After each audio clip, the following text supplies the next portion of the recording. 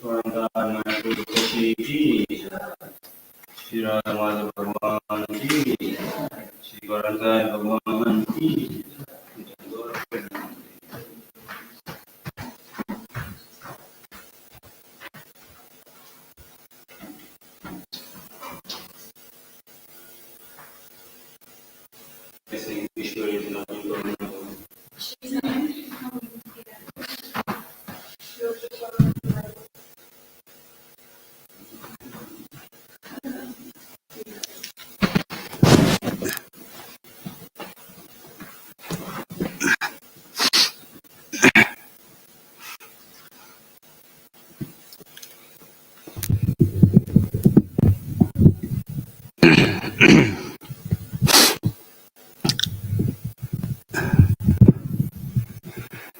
ओम नमो भगवते वासुदेवाय।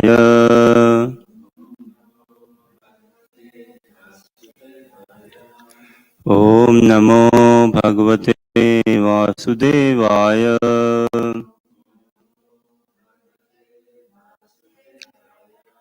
ओम नमो भगवते वासुदेवाय।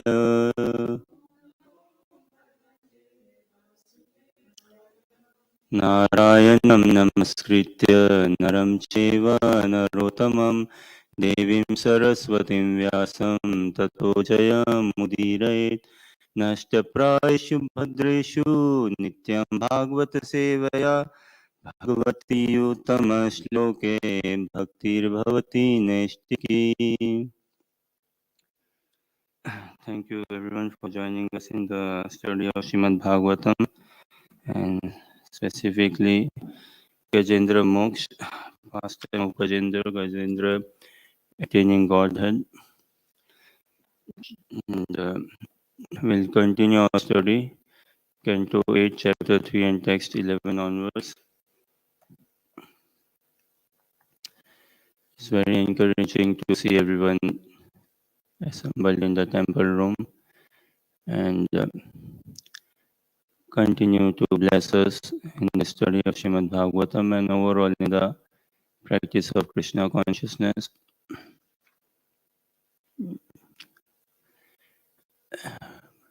Krishna consciousness is a Srimad Bhagavatam, overall Krishna consciousness is Prem Bhakti Prasud, Prem Bhakti Udgar and Updesh, meaning the origin of love from the spiritual world altogether, the origin of love, and helps us understand how to express love, the expression of love, how to receive love and how to give love, and how to be in a loving relationship. And beautiful instructions for us to be in this loving relationship. Entire Krishna consciousness, as we have been discussing and we understand as well, it is knitted with this word, philosophy, culture and etiquette. So the overall philosophical basis of Krishna consciousness doesn't matter theist or atheist. Everyone in this world lives by some philosophy. Even a child, say, lives by some philosophy.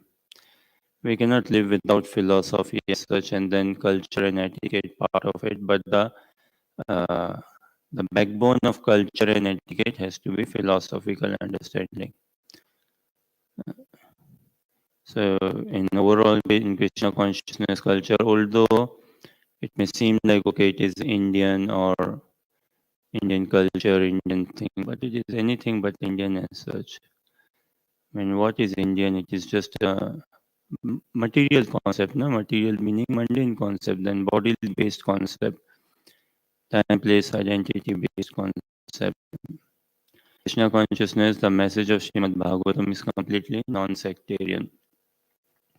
Krishna is non-sectarian.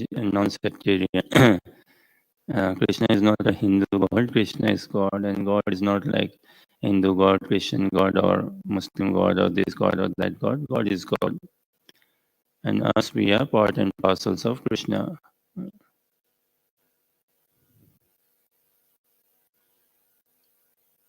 So we study Srimad Bhagavatam in the light in the teachings given by Srila Rupa Goswami in the parampara of our acharyas. Mm, the process of Krishna consciousness initiated, opened up actually by uh, Mahaprabhu in this Kali Yuga, the associates of Mahaprabhu and the loving disciples of Mahaprabhu, Srila Rupa Goswami, Sanatana Goswami. And as we understand, love and humility are synonymous actually. Sanatana Goswami describes this in Brihad Bhagavata that love and humility are synonymous. And wonderful the expression actually. We are short of time and will always be short of time. But just when Rupa Goswami and Sanatana Goswami meets Mahaprabhu, so Shakar Malik and Dabir Khas, their name as they changed their name as they were working in the ministerial department of Muslim rulers in India at that point in time. And Mahaprabhu gave them the names Rupa Goswami, Sanatan Goswami, Rupa and Sanatan. Uh, and when they met Mahaprabhu, they demonstrated such humility on another occasion as well that Mahaprabhu told them that Rupa Sanatan, give up this humility of yours. Your humility is breaking my heart. So Krishna consciousness is what it is, the highest joy in life. Like many aspects, there is no higher joy in life than speaking about Krishna, uh, Krishna Katha, uh, speaking about Krishna, and there is no higher joy in life than listening about Krishna in the association of devotees. So when we speak and listen about Krishna, that is when we find ultimate nourishment, ultimate happiness in the association of like-minded devotees. Like-minded meaning those devotees carrying the same mood of devotional service in Krishna consciousness. Then it is so sublime, very sweet. So there is no higher joy in life than hearing about Krishna, knowing about Krishna. Uh, and the highest joy in life is if we can know someone meaning know devotees, know Vaishnavas, know the heart of Guru Maharaj and know Krishna. If we can touch Krishna's heart, if we can make a place in Krishna's heart, uh, we are there in Krishna's heart. It's an eternal bond between us and Krishna. But this process is again revival of that eternal bond, attaining our original consciousness. That back to Godhead, Prabhupada says, now we have actually traversed a long way in the opposite direction of Godhead. So Prabhupada is encouraging us, okay, now take a U-turn, turn around and go back to Godhead. You have come a long way, but in a wrong or opposite direction. So this entire practice of Krishna consciousness, if somehow or other by the blessing of Guru Maharaj, if we can uh, so touch the heart of Krishna, and furthermore, if we can melt the heart of Krishna. Na? So in order to melt the heart of Krishna, and whenever we say Krishna, we mean Radha Krishna. Radha Krishna is obvious, is obvious. Rather to be even more clear and specific, our acharyas, they all did Raganuga Bhakti. The Bhakti which we are performing is Raganuga only. Krishna Bhakti is Raganuga by nature. And our acharyas, they did, they took shelter of Srimati Radharani and they aspired and they attained as well the survivorship of Srimati Radharani. Priya Kinkari, Priya Dasika, Priya Sakhi of Srimati Radharani. And that is what we as well, Gaudiya Vaishnavas, following in the footsteps of our acharyas, should aspire. Actually, we cannot do bhakti like Rupa Goswami, Sanatan Goswami, Raghunath Das Goswami. We cannot even imagine Jiva Goswami, Narottam Das Thakur. We cannot imagine the bhakti our acharyas did, and also within the parampara, Gaur Kishodas Babaji Maharaj, Jagannath Das Babaji Maharaj, Bhakti Vinod Thakur, Bhakti Siddhanta Saraswati Thakur, Srila Prabhupada, and Srila Gurudev. uh, The bhakti they have done, they are doing. We cannot imagine and we cannot match, and that is not the ask as well to match it up. But the only thing is, if we can glorify their mood, if we can glorify their bhakti, if we can glorify, if we can appreciate, if we can atmasat means with wholeheartedness, if we can pray, cry, desire, hanker uh, for that mood, uh, utmost appreciation for that mood, if we can build it without any tinge of self-centeredness, without any motive, any other motive, ulterior motive, and definitely no motive of name, fame, or anything of that sort, without any cunning, hidden, ulterior motive, without any self centeredness in one word. If we can truly fall in love with their devotion, with their mood. And that is the teachings our Acharya has given us to follow in their footsteps. That is what following in the footsteps mean. To appreciate, to admire their mood, to really fall in love with their mood and to pray for their mercy to imbibe that mood. So, with this hope, aim, prayer, aspiration, desire, somewhat hankering, somewhat longing, mm, we continue our study of Srimad Bhagavatam, and honestly, very thankful for your kind cooperation, friendship, encouragement, tolerance, and acceptance, and acknowledge there is tremendous lack of knowledge. So continue blessing us, please. So we'll continue from text 11 and need not wait as such for a moment for question and answer. Anytime if you have any hesitation, question and answer, or anything to add or share, kindly do. Just don't leave the room in between. Stick around, but anytime if you have any question and answer, then kindly do. Sattvena pratilabhyaya naiskharmyena vipaschita. I will just do Sanskrit for this and rest I think we'll continue with translation only. We are short of time and we will always be short of time. And also I must acknowledge my limitation also in the sense even if I've given more time, I don't think so I can ever there's always going to be a lack of knowledge admittedly. But as long as if I can be somewhat chaste, loyal and of course pertinent to the message of Srimad Bhagavatam, again in the under the teachings of Mahaprabhu, that we can never afford to lose sight of. There are many wonderful devotees, many wonderful personalities, many wonderful saints in all tradition, in so many spiritual traditions and all, very inspiring saints and uh, gurus, mahatmas, sadhus, sants, and all.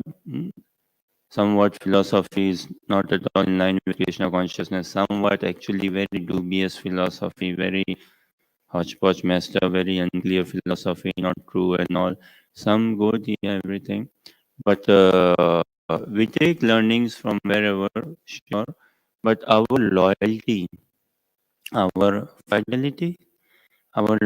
fidelity, chastity is to our parampara, is to Srila Prabhupada, to the parampara, to Srila Gurudev, that thing, to the teachings of Mahaprabhu. So with that understanding, we continue. Satvena pratilabhyaya neskarmyena vipaschita nama kevalyanathaya nirvana sukha samvide. The Supreme Personality of Godhead is realized by pure devotees who act in the transcendental existence of Bhakti Yoga. He is the bestower of uncontaminated happiness and is the master of the transcendental world. Therefore, I offer my respect unto him. So as we understand, once upon a time there was this elephant, Gajendra, the king of the elephant actually, and once upon a time in Trikutta mountain, amazing, beautiful mountain. So we see the description of such beautiful mountain, no? The beauty of this material world, certainly beautiful, uh, but it loses its charm, it loses its shine, because it is not natural. Na? Krishna says na, in Bhagavad Gita, na tad bhasyate suryo na shashanko na pavaka yad gatva na nivartante tad dhama paramam mama. So Krishna says this in Bhagavad Gita 15.6, and very beautiful for us to um, a beautiful um, revelation knowledge Krishna is revealing to us about the spiritual world. That na tad bhasyate suryo, that abode, supreme abode of mind is not illumined by sun. Bhasyate suryo, na tad bhasyate suryo, na sashanka na pavaka, neither by moon nor by fire or electricity. Yad gatva, once attained, yad gatva, once we attain, yad gatva na nivartante, na nivartante, one never returns. Yad gatva na nivartante, tad dhama paramam mama. This material world is also a dham of Krishna, of course. Every nook and corner is the property of Krishna. Prabhupada writes in the purport.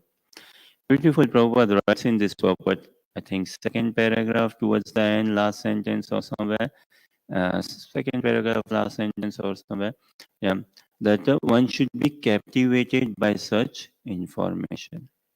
Krishna is giving us this promise, Krishna is giving us this revelation that come to my supreme abode. Yad gatva na nivartante. Once we attain any Vaikuntha planet, na nivartante, tad dhama paramamama. So every uh, land, say, every space, time, everything is Krishna's property. Every nook and corner is Krishna's property. But what is the speciality of spiritual world? It is self-effulgent. It is natural. It is pure, uncontaminated. Like it says, like in this current translation, uncontaminated happiness. That is an uncontaminated realm. Pure happiness. Everything self-effulgent. It doesn't need any maintenance. No, here we need so much of maintenance, so much of everything, but nothing like that in that. So yad gatva na nivartante. And what is the supremacy of that abode? Even though this world is Krishna's abode only, but what is the supremacy of Krishna's home, say, the spiritual world? Having once attained, one never returns, one never falls down. Once taken shelter, and spiritual world means offering the taking the complete shelter of Krishna. And once taken shelter of Krishna, one cannot leave Krishna. One does not, one cannot. Krishna also does not leave. Uh, this thing is only from Brahma Jyoti, wherein one has not taken shelter of Krishna. Okay, so when again creation happens, fine, uh, get into the material world and again fall into the material world and rise again, say. But the very fact that we are here is because we have never been there or we have not made it yet. So this is the promise Krishna gives us in Bhagavad Gita. And same Gajendra is going to attain, or Gajendra is going to, yes, attain blissfully. So the Supreme Personality of Godhead is realized by pure devotees who act in the transcendental existence of Bhakti Yoga. Bhakti Yoga means loving devotional service, wholeheartedly loving Krishna without again any motive or again any ulterior desire and all. Of course, that doesn't mean that we become desireless. Like from Bhagavad Gita and overall Krishna consciousness, we understand the real desirelessness is to dovetail our desire with the desire of Krishna. That is ultimate desirelessness. That no other desire other than pleasing Guru and Gaurang. that thing. Like we once, in our study of Bhagavad Gita or maybe Nectar of Instruction, we discussed this, I think Bhagavad Gita. How would we define a straight line, say?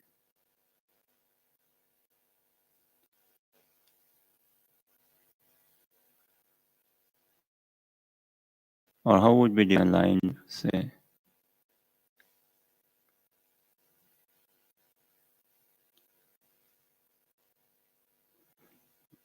Can I say a line is a connection of points, dots connected?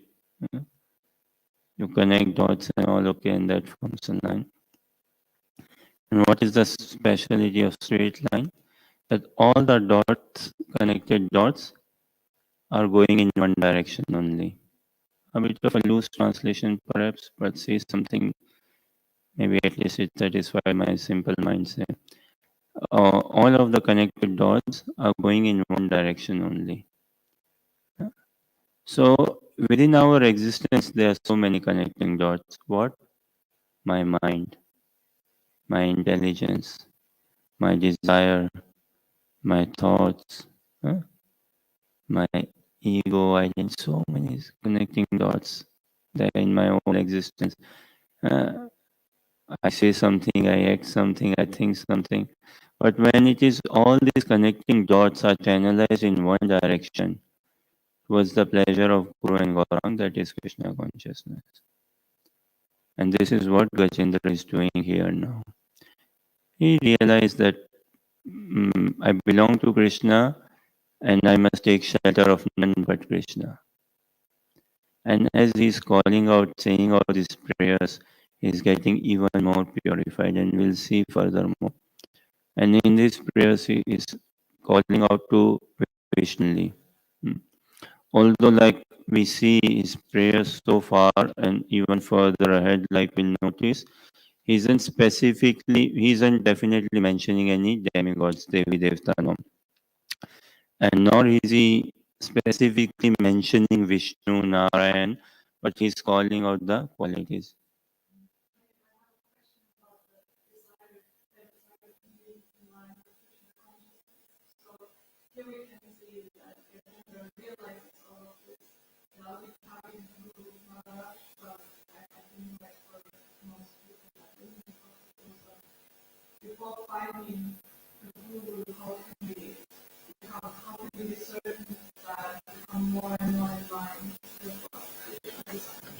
Next question. So the question is, real desirelessness is if it is being in one line with Krishna, all our thoughts, desires, activities, everything for the pleasure of Guru and Gaurang. And Gajendra here is offering very transcendental prayers, very sweet, um, elevated prayers, complete in the mode of pure goodness. And there is no mention of Gajendra Gurus, but for us, we definitely need a spiritual master. Now, before attaining a spiritual master, how can we make sure that our desires are properly aligned in that one direction with Krishna? We are never pure. We can never be pure enough. Even if, like, we get blessed by a spiritual master, say, and we continue practicing Krishna consciousness till our last physical breath, I don't think so. Uh, we can ever ascertain or even claim, definitely does not fit in the practice of Krishna consciousness, that uh, I've become pure enough or I'm very pure, say no. So even if we are blessed by a spiritual master, we can never be that pure enough. And if so is the case with this desirelessness. But surely, in good association practicing Krishna consciousness, we can see ourselves with the potency of holy name, na? With the potency of japa and with the potency of prasadam, and overall engaging in Krishna consciousness by reading, hearing, chanting, services, and all. We can see a shift in our consciousness, a change in our consciousness, a change in our lifestyle altogether, our desires and everything, our aims, aspirations. And this change would be revolu- revolutionary in itself, very revolutionary. Uh, so this change in itself quite revolutionary, which means anyways we are aligning and dovetailing our life in Krishna consciousness. And the fruit of all this japa, reading, hearing, chanting, whatever we do, it is to take Guru Padasha as in shelter of a spiritual master. And the fruit of bhakti towards spiritual master, it is Guru Bhakti only which will give us Krishna Bhakti. But the fruit of all of this is to develop loving sentiments towards spiritual master, to develop loving attachments towards spiritual master. And then it doesn't end there. It is a continuous process. And from there, it is Guru Bhakti which will give us Krishna Bhakti.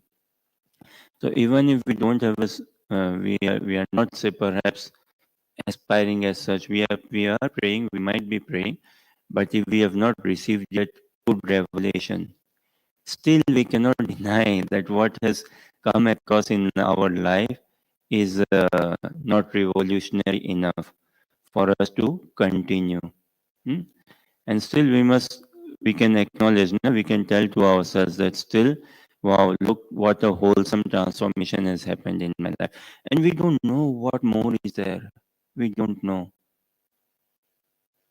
Ultimately, we desire to attain Radha Dasyam, but we don't know what it is, or even in theory, say.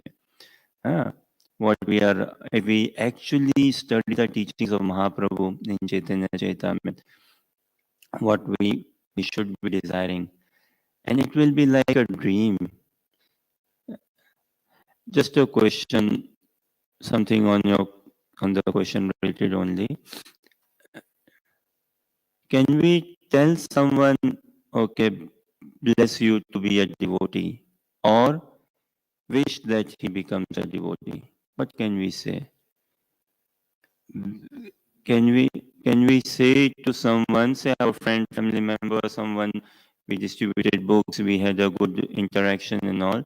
Can we tell the person, oh, I bless you to become a devotee, or I wish you become a devotee?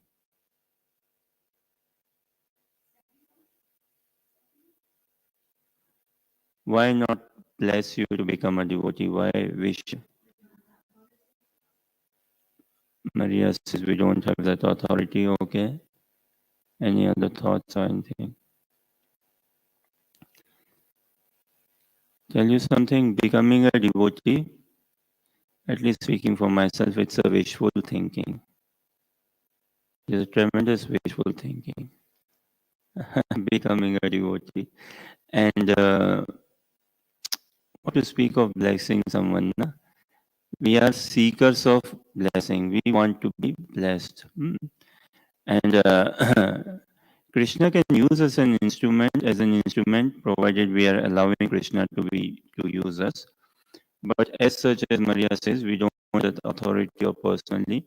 We don't have that, say, purity or power or any uh, Krishna conscious culture that we can take this much of daring nature, say, audacity that I can tell, okay, bless you to be a devotee. Yeah, we do desire, we do wish someone become a devotee. But this blessing, we should be craving and praying for blessing, but it is not in our, or again, personally speaking, not in my hand to say this. So this is a wishful thinking. But nonetheless, what has occurred in our lives, even so far, na, in our, say, tiny, miny little practice of Krishna consciousness, what has occurred so far is not any less revolutionary. And here it says, no, uncontaminated happiness. I don't think so. Before coming into Krishna consciousness, any of us ever wondered what is this uncontaminated happiness, and or we ever experienced that sort of happiness as in our initial days of practicing Krishna consciousness, the happiness we would have come across in our initial days, months, or say, huh? So even if like we are still not very fine-tuned. And I don't think so we can ever think within ourselves that, yes, now I'm very fine-tuned. And it's a very dangerous thought to carry, that now I'm very fine-tuned, or now I'm very pakka, now I'm very in one line. So even if one does not have a speech, has not been blessed to have a spiritual master yet, say, but as long as we are praying, if we are in good association, surely naturally we will pray, and we want to grow, and a stage will come in our life when we hanker, and the joy of giving to someone is the highest joy. That is how we express and demonstrate our love and feelings, our sincerity somewhat, and then we further become one line. Does this somewhat answer your question? So this is Gajendra making prayers. We continue a bit more and see.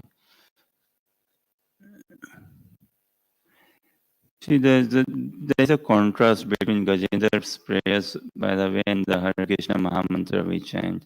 Now, if we see very amazing stuti, amazing prayers, transcendental nature only, uh, but there's a contrast, like in the message of Mahaprabhu and the study of Srimad Bhagavatam, Gajendra Sri or Prahlad Maharaj or whichever say, 10th canto is definitely something too special, too extra special.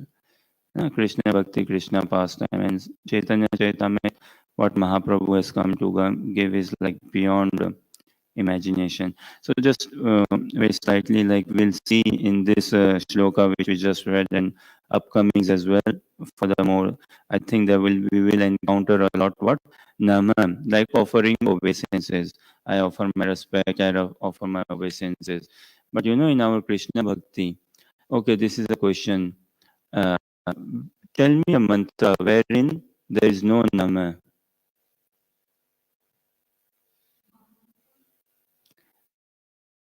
wherein there is no jai. We go to Home Sweet Home as well as center in Glasgow, and devotees do their lovely Kirtan program. Na? So, Om Namo Bhagavate Vasudevaya, Om Hari Om. Na? And what are the songs? Shri Ram, Jai Ram, Jai Jai Ram. So tell me a mantra. Like, if we look into those song sheet, and so many Nama, Om, and Jai, this we will find. Na? But a mantra wherein there is no Nama, there is no Om, there is no Jai. This is the Hare Krishna Mahamantra. Na?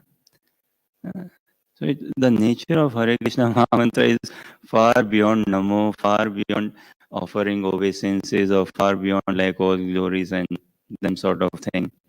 It's far beyond awe and reverence. Uh, It is purely the utmost Rasik mantra.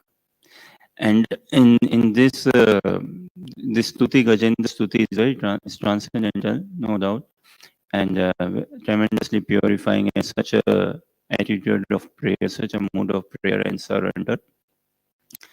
But the ultimate Rasik mantra, uh, Hare Krishna Mahamantra, the ultimate prayer also in Srimad Bhagavatam, we see the many songs, there are many stutis, Kunti Stuti, Bhishma Stuti, Gajendra Stuti, and quite a few stutis, and quite a few songs as well. But just to say the ultimate song, the ultimate prayer, the ultimate surrender is the Gopi Geet, the stuti sung by the gopis, the prayer sung by the gopis. Krishna couldn't uh, hold himself appropriately, say, or uh, Krishna just couldn't. Yeah, Krishna became completely possessed by the prayers of the gopis. Na paryam nirvadya samyujam. Krishna says this beautiful in Srimad Bhagavatam. Yeah, we can read the translation, ultimate translation. Then we'll continue with our Gajendra Stutis. So Krishna says this in 10th canto, 32nd chapter. So in the Rasa Panchadhyaya itself, and text 22. Beautiful Krishna says this one. न पार्यहं निर्वद्य संयुजां स्वसाधुक्यं विबुधायुष्यपि वा या मा भजन दुर्जर गेह श्रृंखला संवृक्ष्य तत्व प्रतियातु साधुना. Na pariyam. This is Krishna speaking. That I cannot. There is no match. I cannot match your surrender, your level of love, commitment. What is this? Nirvadya samya swaswadhu krityam vibhuda ayusha. Even if you give me the life, a long lifespan of Lord Brahma and all, it is spotless, cannot be matched at all. Yama bhajan durjara geha shrinkala. You gopis, the way you did bhajan of me, na, cutting all these family bonds, ties, and everything, societal norms, rules, and regulations. Actually, someone in a female body has many considerations in a society, even now, any society, Western world, Eastern world, whichever world, there are quite a few considerations. Na? But the gopis, they didn't check for any considerations. The considerations na, in even now we see na consideration in choosing a school, college, uni, profession, whatnot, and all relationships wise and everything. But they broke off all of these considerations. Yama Vajan Durjara Kehe Shrankala. This bondage, shackles, knot, and all. So someone read translation, please.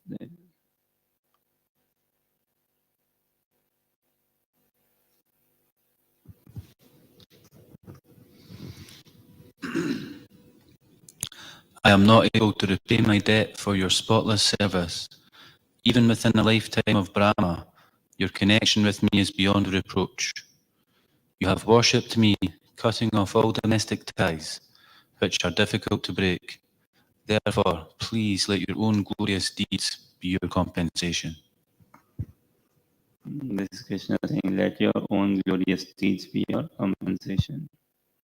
So actually, in Bhagavad Gita, Krishna says what? Ye yatha mam prapadyante tam satave bhajamyam. Right?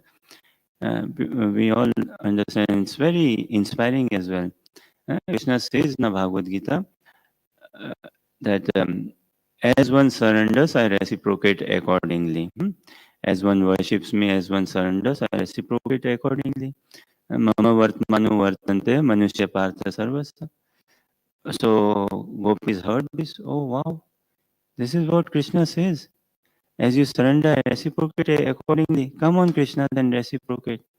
But he couldn't fulfill this promise. He couldn't match up to the uh, love and devotion and surrender of the gopis, and of course, and amongst the gopis, the Parama gopis, Srimati Radharani. Krishna could not match it up, and so much so, he's still trying to match up. He's still trying to match up, and it is this loving emotion of the gopis, or especially Srimati Radharani, is still trying to match up, and because of her pure, spotless, unparalleled, incessant, uncontaminated, transcendental love altogether, uh, Shyam Sundar turned into Gaur Sundar. And she still is trying to learn. But then we are very short of time, and we'll try to see that. So much so, actually, we see na Chaitanya Charitamrita is a text honestly to cry out.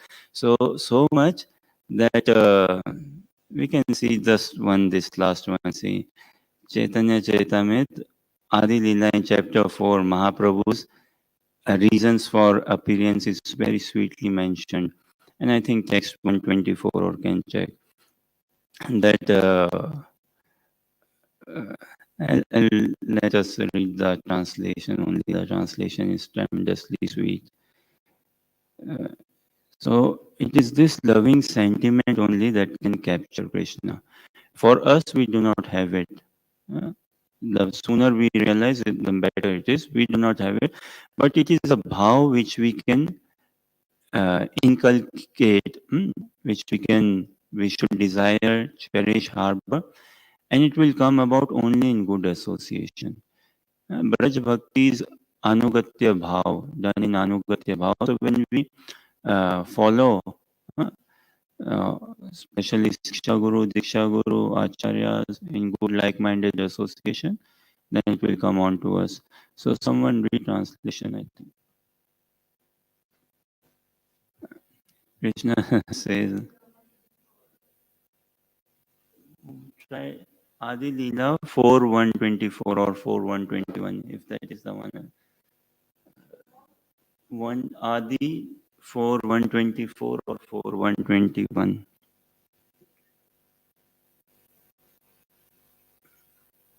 Or if not, then we all can check and read.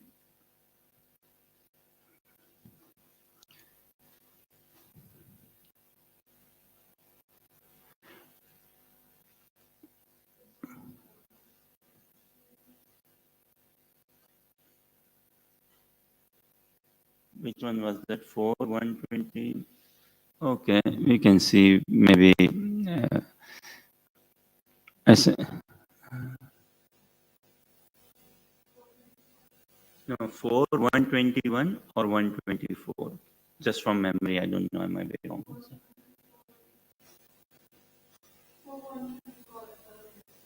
No, this is Adi 124. Adi Leela, chapter 4, text 124.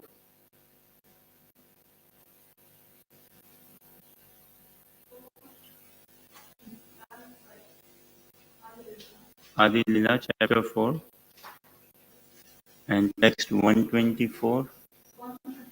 Yes, 124.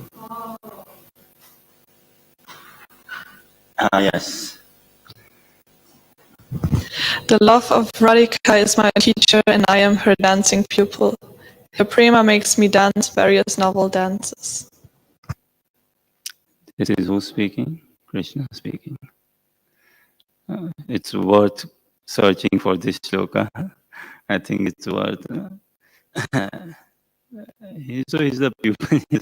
So yeah, and this is Krishna consciousness, Mahaprabhu. We should pray. We should really desire to understand and take on. We are very blessed to be in the devotee association. We are tremendously beyond imagination blessed to be in Kali Yuga, or to be actually in Mahaprabhu's Yuga. Now just see, Krishna told the gopis what? That let your glorious deeds be your compensation. Huh?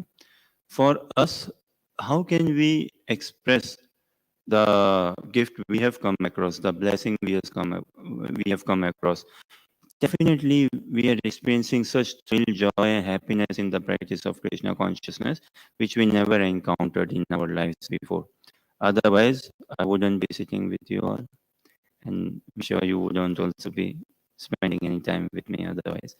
So, this joy we have come across in Krishna consciousness, this blessing, is we cannot put the cause, or the cause is the mercy of devotees.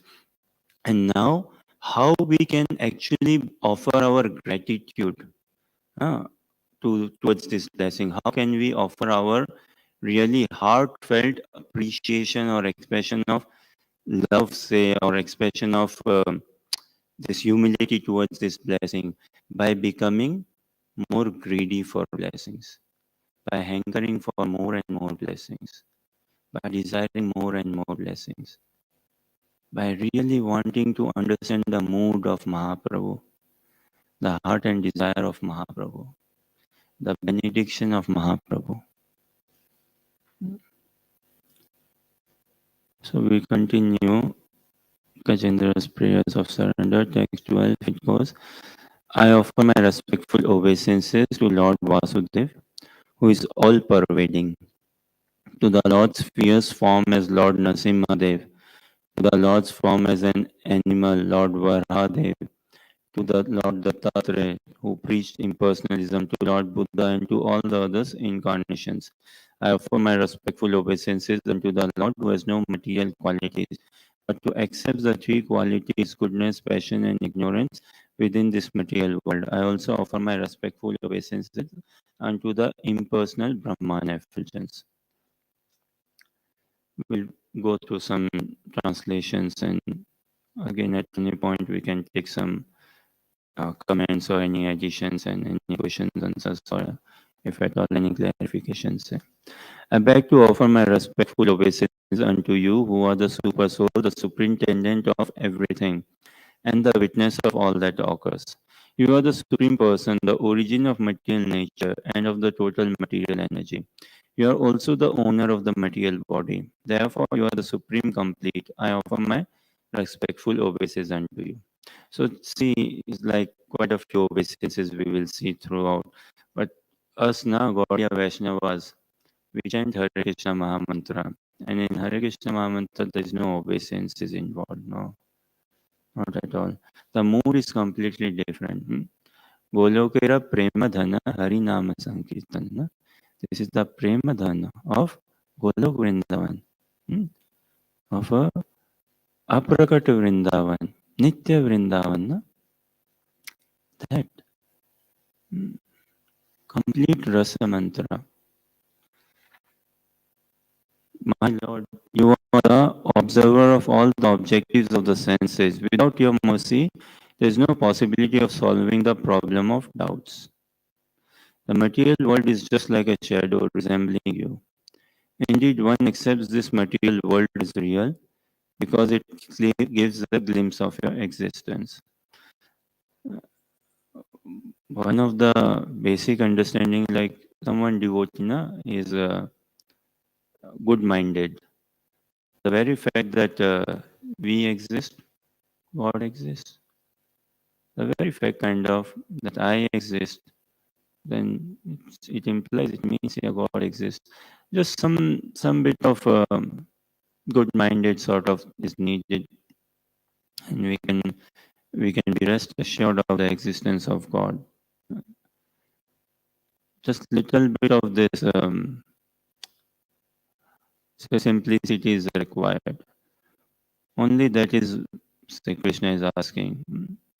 Some bit of simplicity, some bit of sincerity, some bit of willingness. And it is a fact, without Krishna's mercy, there is no possibility of solving the problem of doubts or any other thing for that matter. And we don't know how many doubts we are carrying actually. There are some doubts in the subconscious mind, some sleeping or some maybe a bit active, or actually when we spontaneously hear, read, or come across something or listen something, and maybe we start questioning. Or when we see transcendental personalities, realize souls and all, and actually what calculations goes in our head, and if we are judging, calculating, many thoughts would come in our head. It's all originating from this doubting mentality, say from there. Some are Nitya Siddha, eternal associate, like in the temple we are studying Prahlad Maharaj pastime. Prahlad Maharaj is a Nitya Siddha Parshad of Lord Nrsimhadev. He is an eternal associate of Lord Nrsimhadev. Some are Sadhana Siddha, many some devotees and others, like they become sadhana siddha. Through good sadhana, they attain perfection. We desire to be Gaudiya Vaishnavas, we desire to be Siddha. Our Siddhi is out of Kripa, out of mercy. Siddhi meaning perfection. Our perfection, our attainment. Actually, in Kali Yuga, we cannot do sadhana. We cannot do good sadhana. It is impossible for us to do good sadhana, for us to maintain cleanliness externally and internally, for us to maintain vows, chastity, morality, whatnot. It's very austerity and all. We cannot. And for us is this kai, this call for kripa only throughout. And when we are blessed with kripa, then we can see the dham. We can experience such joy in Krishna consciousness, unparalleled, ever increasing. And then did you say you wanted to read from text 15?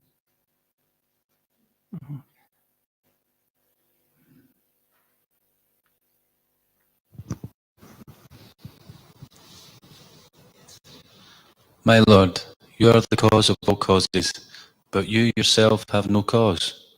Therefore, you are the wonderful cause of everything.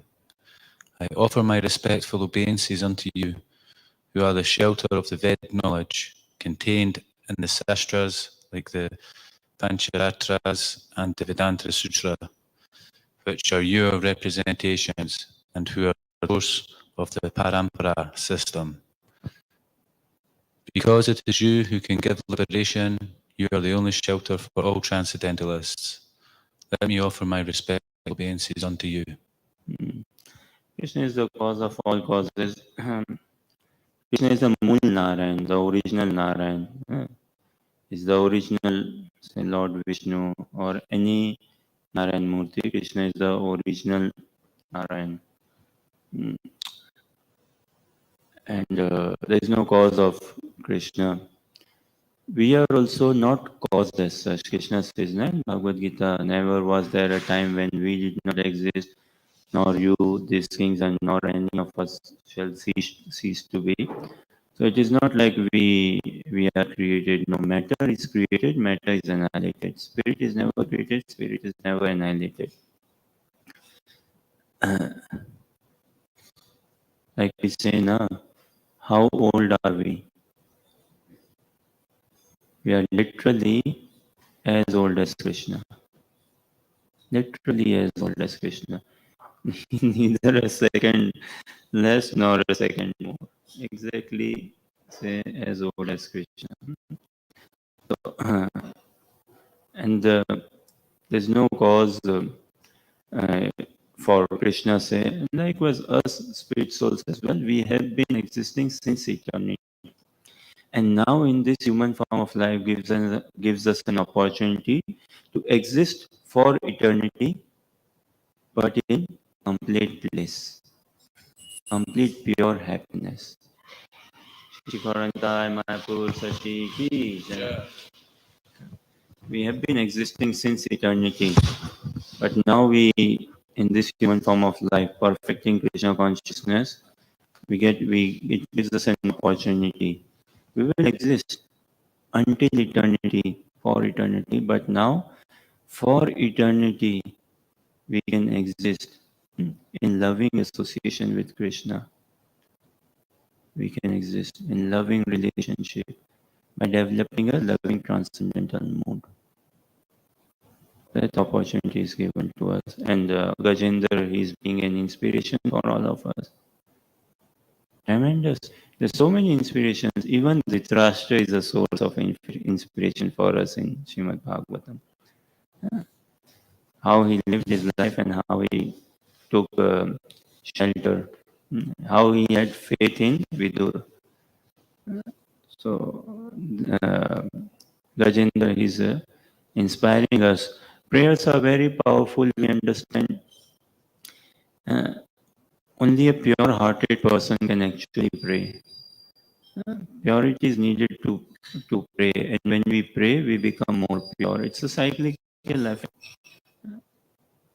Perseverance is needed in the practice of Krishna consciousness. Definitely, purity is extremely needed. Prayers.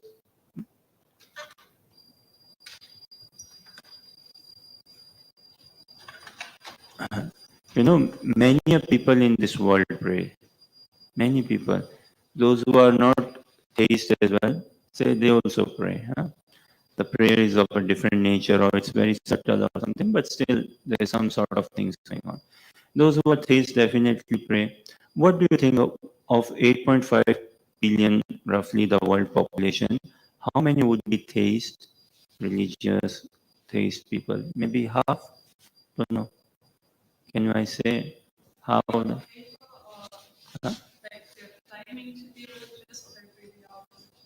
Yeah, they are claiming to be or say really, really religious, somewhat religious, whatever. 4 billion, 3 billion. Okay, let's keep it somewhat 6 billion, 5 billion, whatever numbers say.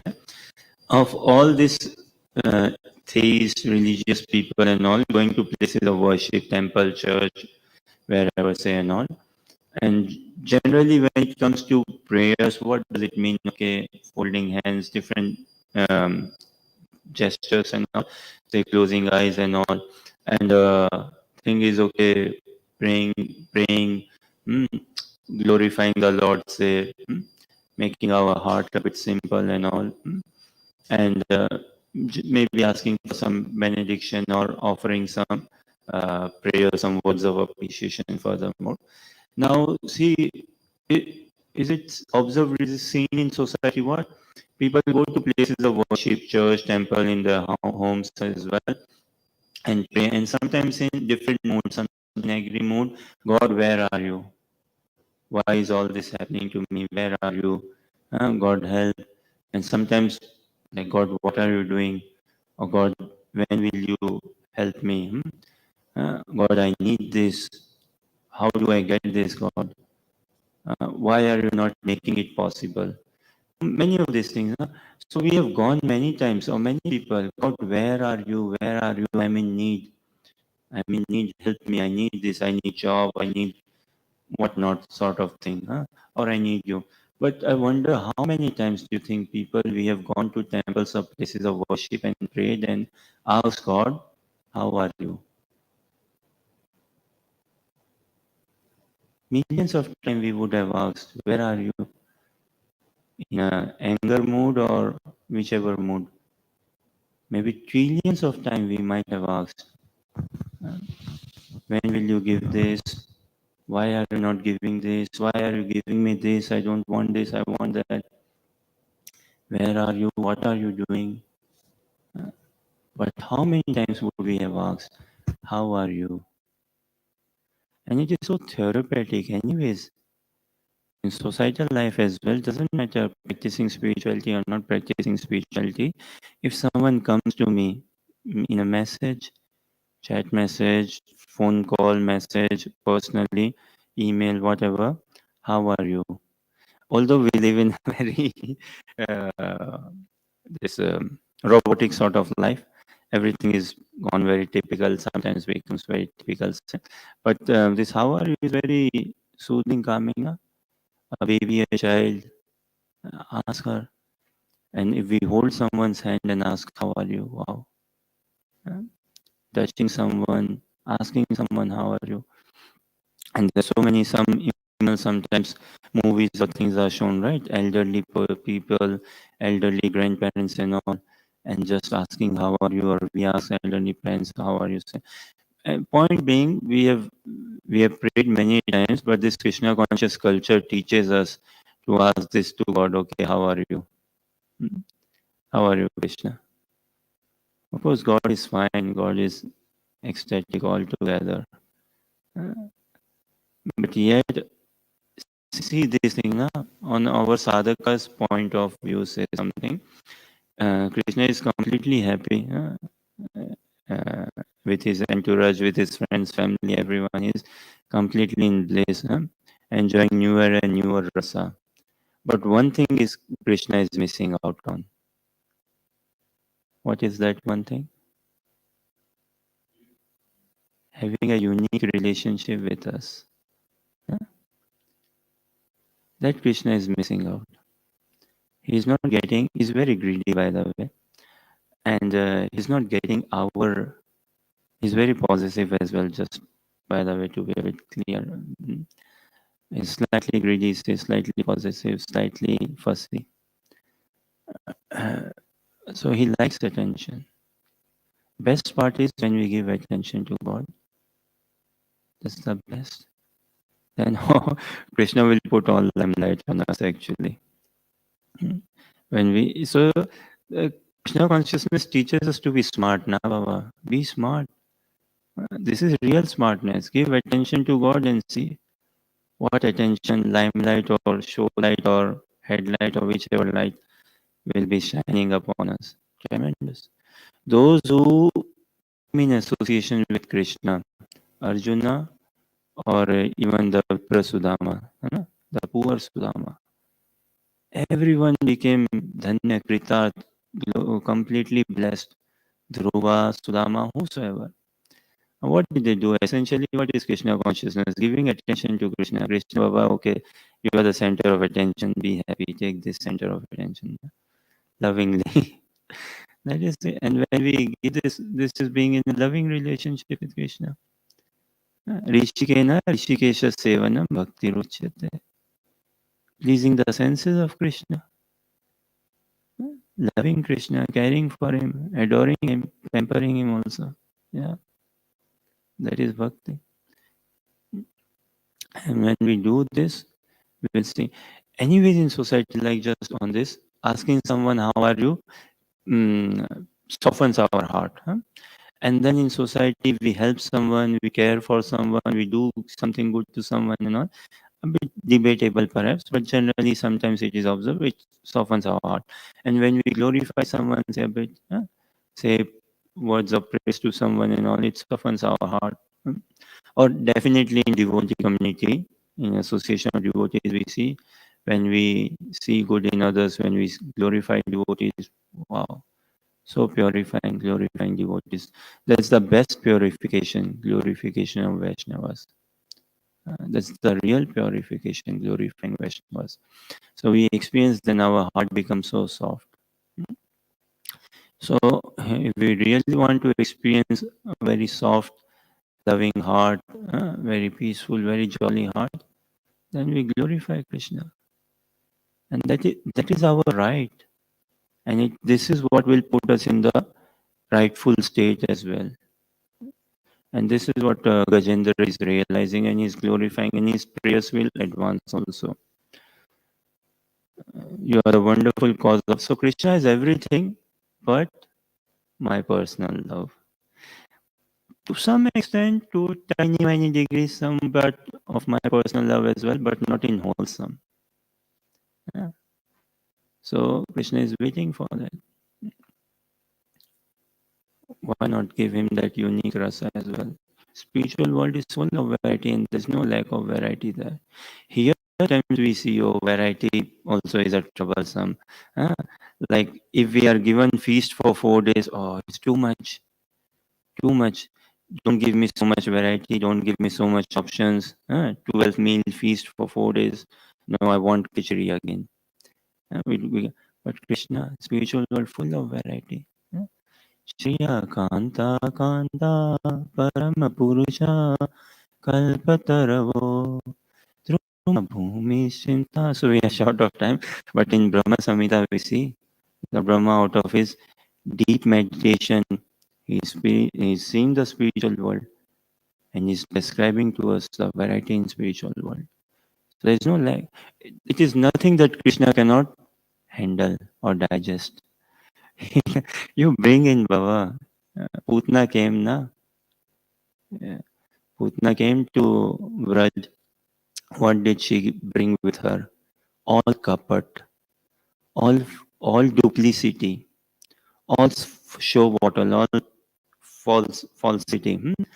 What did she bring? She was a demon Putna, and she had smeared poison in her breast, and she went what with this desire, idea, mood, intensity that okay, I'm going to breastfeed Krishna, and I'm going to kill Krishna.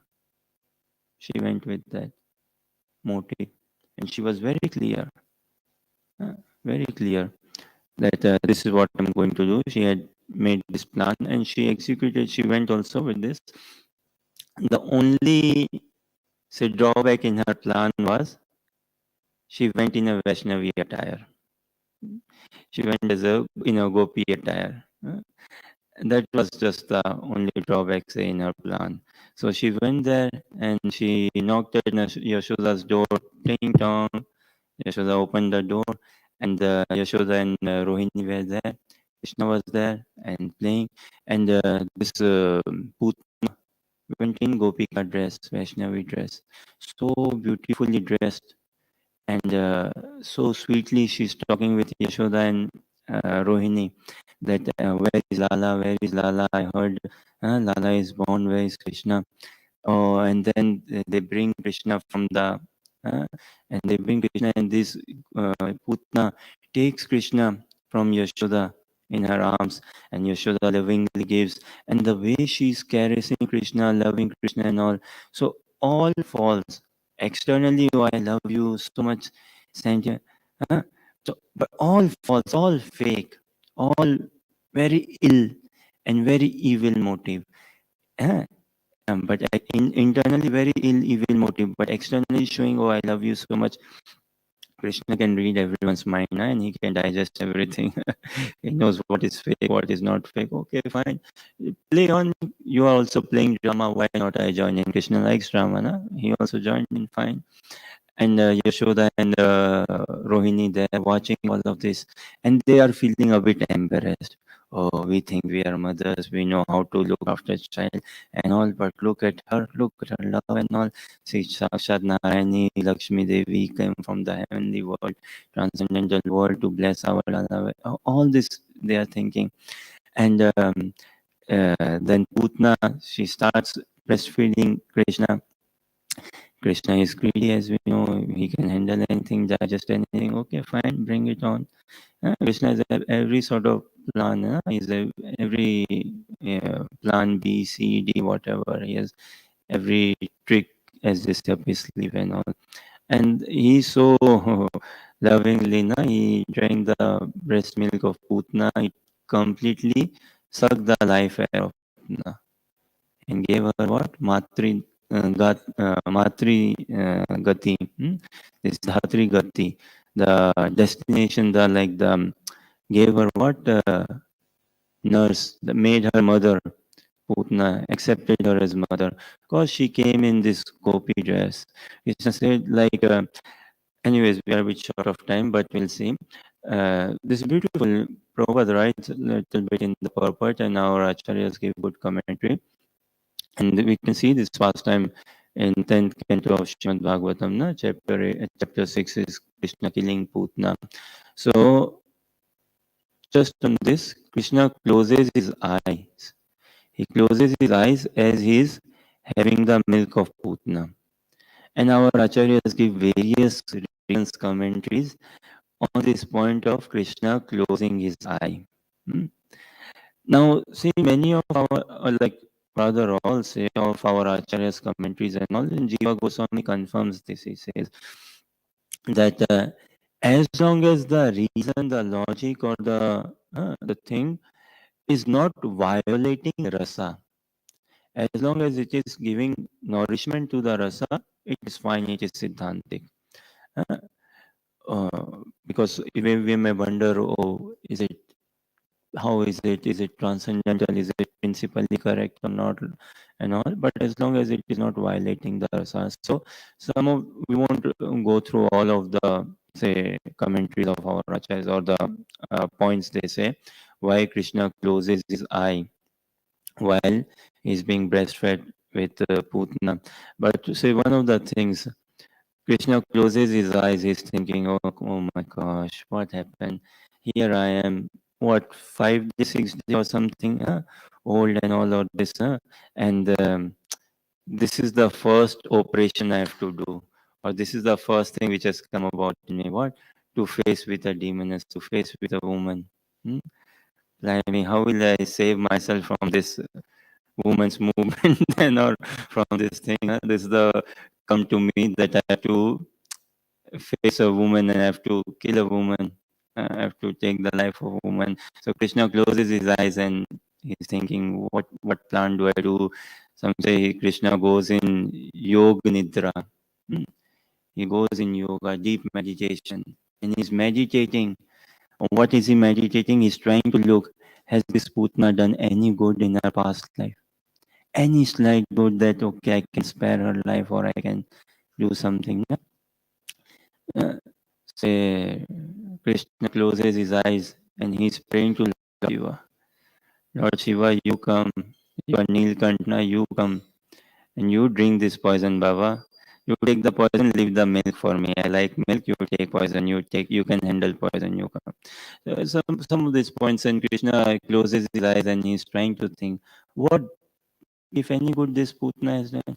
And what Krishna sees, what?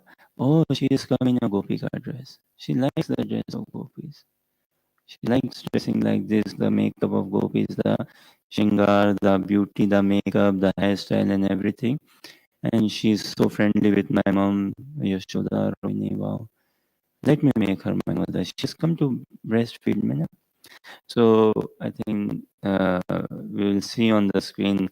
I cannot afford like so Sukdev Goswami before becoming say Sukdev Goswami in the sense when he was still running in the woods and all, and before he started speaking on Srimad Bhagavatam, his father Vyasdev ji, pure devotee of Krishna, literally incarnation of Krishna, he was praying to educate Sukdev Goswami in this transcendental science in Krishna Katha. And he was desiring, oh, my son, you do Krishna Katha, you relish and you speak the pastime of Krishna. But Sukdev Goswami, he didn't want to get into any sort of Maya or anything. He was like, no, I just want to run in the woods and I just want to go in meditation and impersonal meditation. So what did devotees explain? What?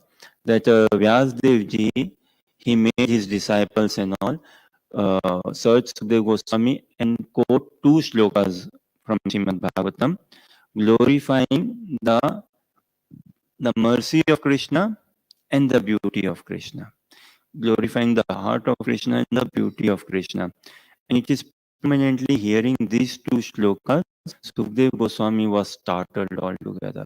Oh my God, wow, who is this personality? Let me hear more, let me hear more. And then Sukdev Goswami heard more from Vyasdev ji and all, and then he spoke Bhagavad Gita. So, coming to the thing, there's nothing that Krishna cannot digest, nothing that Krishna cannot handle. So, Krishna, he easily handled Putna, he easily handled the poison she brought and everything, even though with evil intention, but Krishna saw the good in there and blessed Putna. How much? So, we see this in Srimad Bhagavatam, 3rd canto, 2nd chapter, text 23. This is Uddhav Maharaj telling to Vidurji, the beautiful dialogue they have, Uddhav and Vidura. And in here 3 to 23, we see how beautifully, like the mercy of Krishna, the heart of Krishna, the kindness of Krishna. Aho bakiyam stanakalakutam jigam sayapyaya priya sadvi. Asadvi, not saintly. Lebe gatim dhatriuchitam tattvanyam kamva dayalam sharanam brajema. And then read translation. Amazing translation. Alas, how shall I take shelter of one more merciful than he who granted the possession of mother to a she-demon? Although she was unfaithful and she prepared deadly poison to be sucked from her breast. So this Aho Bakiyam Stan Kalakutam, in her breast she had put this dreadful poison, horrible poison. Bakiyam, Putna, na, she used to drink the blood of children, eat them, kill them, have their blood. Proper demoness. Jigam saya pyaya api asadvi. Very evil desire, evil intent, and such unsaintly asadvi. But what did Krishna do? Leve gatim datri gatam anyam. He gave him the position of mother. Who can be more merciful than Krishna? So that is what we see. And this Bhagavatam is amazing if we can situate ourselves in this Bhagavad culture altogether. So Gajendra, he is also praying this. You are the only shelter for all transcendentalists. Blessed are those souls who have found a shelter in life. Doesn't matter theist or atheist. Even if atheist, everyone is looking for a shelter. Everyone has some sort of shelter. But blessed are those souls who have found the shelter in Lord Shri Krishna. Even blessed are those who have found the shelter in Vaishnavas. Even blessed say who have found the shelter in Vaishnavas and Guru Maharaj. That is ultimate confirmation. So we continue reading a bit more, and I think we are in text 16 now. Maybe Ishwari, would you be okay reading some translations? My lord, as the fire in Arani wood is covered, you and your unlimited knowledge are covered by the material modes of nature. Your mind, however, is not attentive to the activities of the modes of nature. Those who are advanced in spiritual knowledge are not subject to the regulative principles directed in the Vedic literatures. Because such advanced souls are transcendental, you personally appear in their pure minds. Therefore, I offer my respectful obeisances unto you. Each and every shloka of Srimad Bhagavatam is so heart-relishing.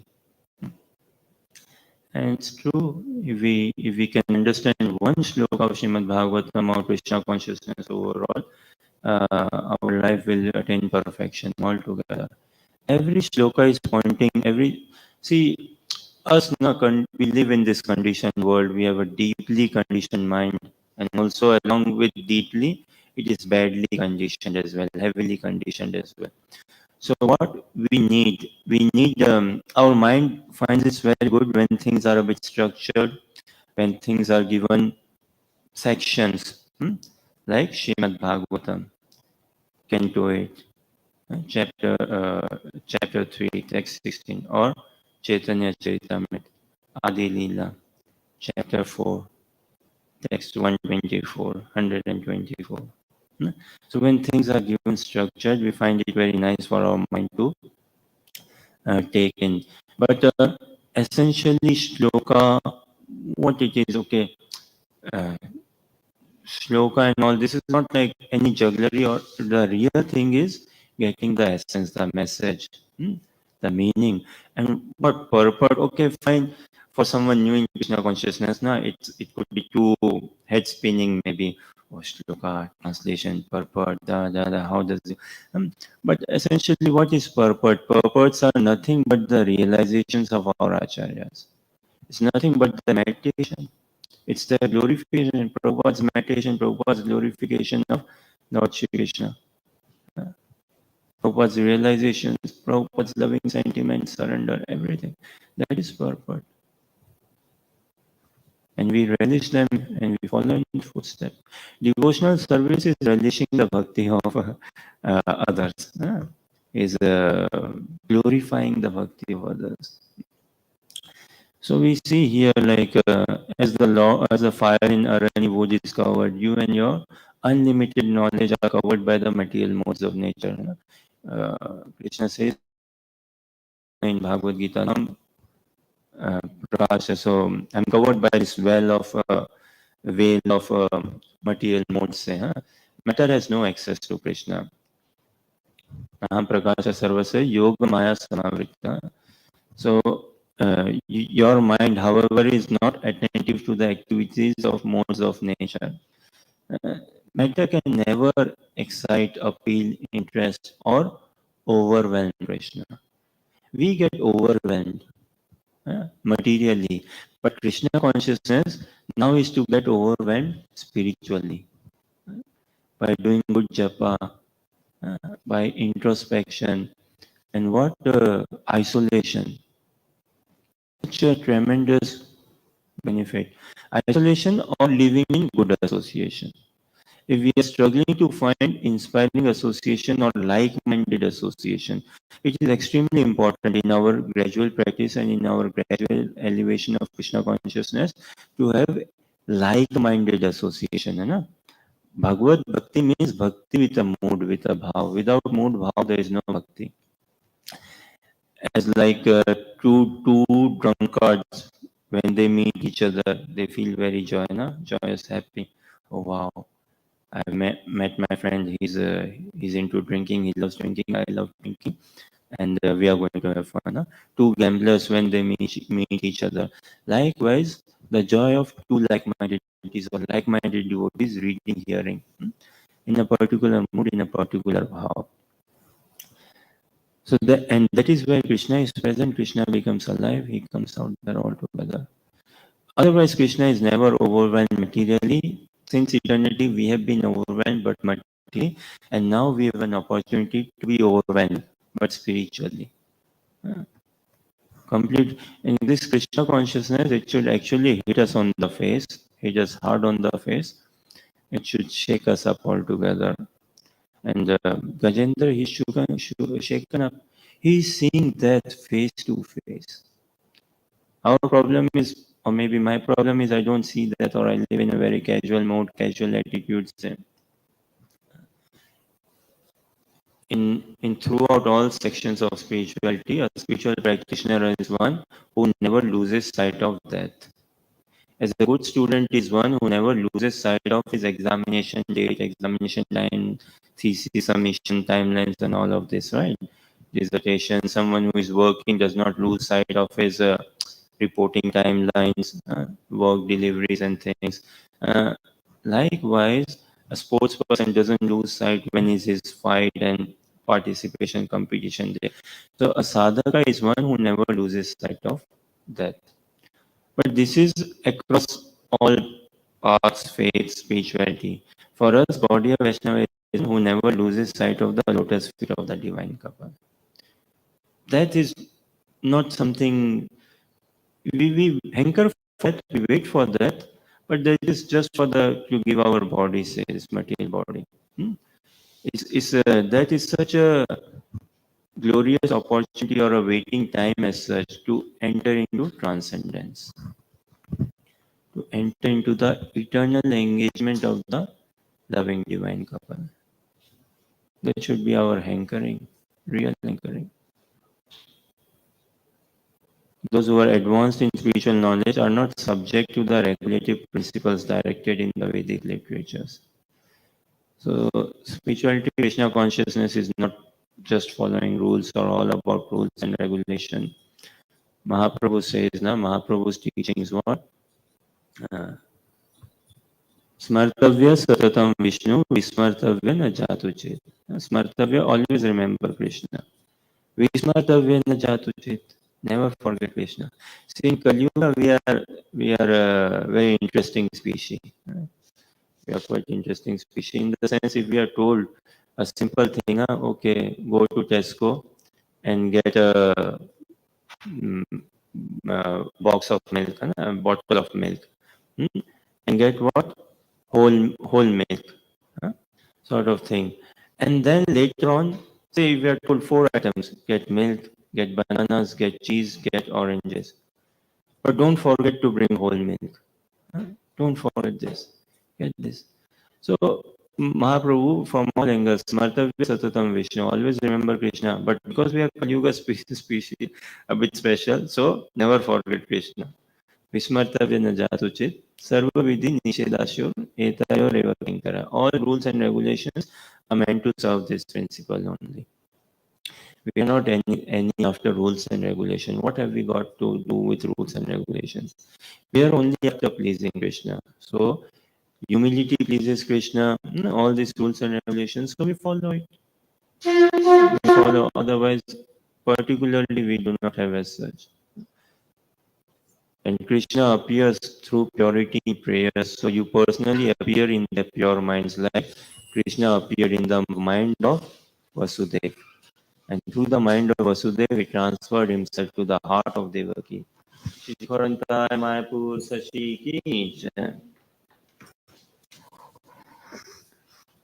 For us also, the sooner we realize we don't have that purity, the better it will be. And this is why we sing the prayers of our acharyas, the bhajans, the songs of our acharyas.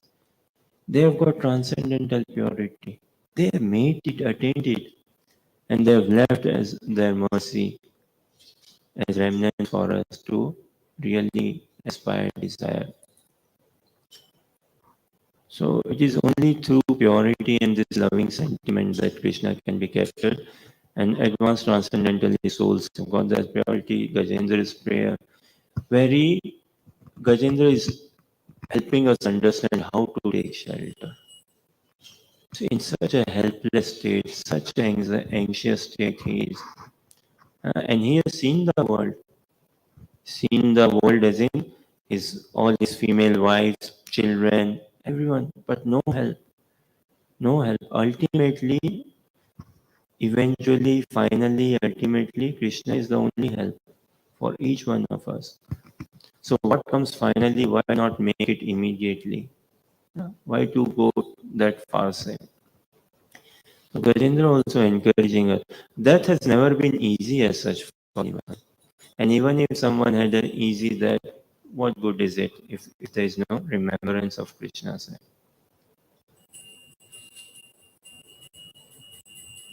Since an animal such as I has surrendered unto you, this is text 17, you are supremely liberated. Certainly you will release me from this dangerous position. Indeed, being extremely merciful, you incessantly try to deliver me. By your partial features, Paramatma, you are situated in the hearts of all the embodied beings. You are celebrated as direct transcendental knowledge and you are unlimited. I offer my respectful obeisances unto you, the Supreme Personality of Godhead. See, throughout in these prayers, one thing we can notice what Gajendra is in a in fight and he's experiencing immense pain, physical, mental, all sorts of from this crocodile. But we never notice Gajendra is blaming the crocodile in his prayers. We never notice that he is cursing the crocodile in his prayer. We never see that he is having any fault or grudge or negativity with the crocodile. And in such deep pain, he is offering such sweet, gentle tones. Look, in our healthy state or in my healthy state, I cannot come up with this vision, this prayer, these thoughts, this I know. Hare Krishna, Krishna Krishna, Hare Hare, Hare Ram, Ram Ram. Okay, job done, fine. Move on. Yeah. See, one of the things when we come to temple room, morning, evening, whichever time, taking darshan of deities, I just try to see for myself. Say, one of the in our Vaishnava culture, Gaudiya Vaishnavas, Raganuga Bhakti say, one of the most critical, desirable, and say difficult is this Smarananga Bhakti, this remembrance of Krishna. Remembrance can only come about when we have listened. Listening is the key to success in Krishna consciousness. So don't leave, please. Listening definitely is the key to success in Krishna consciousness. Only one who is a good listener will actually can relish these pastimes. And then only we can glorify. Then only we can remember. And remembrance is such subtle, such subtle. What do we remember? What we hold dear to. Huh? Many thoughts come in our life. There's been surveys, stats, and all research done. God knows how many hundreds or thousands of thoughts come in our lives. Everyone's lives in a on a daily basis. Going to bed, so many dreams, so many thoughts, wanted, unwanted, related, unrelated. Wonder how come practicing Krishna consciousness 5 years, 10 years, 15, 20, whatever years, how come such dreams, such thought coming and all? So many things. So remembrance, what will come, what is strong in our conscious, subconscious mindset, that is going to come. What we are attached to, what we desire, crave. So when we come to temple and take darshan of the deities, actually, how long can we take darshan? How long can we communicate? How long can we admire them, relish them, see their beauty? How long can we speak with them? How long can we offer our prayers to them? How long can we smile with them? And how soon our mind says, okay, move on, next activity, move on, next thing, leave, getting late, sort of. So it's tremendously difficult to meditate on the lotus feet of Krishna. Tremendously difficult. It's it's tremendously difficult to remember Krishna. Living with healthy body, say, everything fine, health, money, everything fine, good community and all, yet remembrance of Krishna. So Gajendra is here inspiring us to help us understand what does it mean actually to take shelter, how to take shelter, what mood, what prayers, everything to offer. Say. Maria, would be okay reading 18? Thanks, Prabhu. My Lord, those who are completely freed from material contamination always meditate upon you within the cores of their hearts. You are extremely difficult to attain for those like me who are too attached to mental concoction, home, relatives, friends, money, servants, and assistants. You are the Supreme Personality of Godhead, uncontaminated by the modes of nature. You are the reservoir of all enlightenment, the Supreme Controller. I therefore offer my respectful obeisances unto you.